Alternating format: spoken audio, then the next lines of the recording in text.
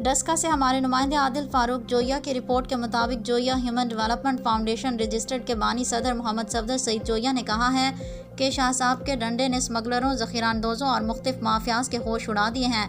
इन ख्यालात का इज़हार डस्का में मरकज़ी कोऑर्डिनेटर जमात अहले सुन्नत पीरज़ादा मोहम्मद अकरम रज़ा बगदादी से मुलाकात में इज़हार ख्याल करते हुए कि इस मौका पर पीरज़ादा मोहम्मद रज़ा जोया, मोहम्मद अफजल जोया, अहमद अफजल जोया, पीरज़ादा निसार अहमद जोया जमाती और आदिल फारूक जोया भी मौजूद थे। पीरज़ादा अकरम रज़ा जमाती ने इस मौका पर अपने ख्यालात का इज़हार करते हुए कहा है कि शाह साहब बिलाशुबा वतन अजीज़ को हकीकी मानों में इन तमाम बुराइयों और उनकी सरपरस्ती करने वालों को ठिकाने लगाने का तहैया किए हुए हैं। सफदर सईद जोया ने इस मौका पर इन सारी बुराइयों और उनके सरपरस्तों के खात्मे के लिए पूरी कौम शाह साहब और उनकी टीम के साथ खड़ी है। उन्होंने कहा कि आज से पहले इसकी रोकथाम के लिए इकदाम क्यों न किए गए।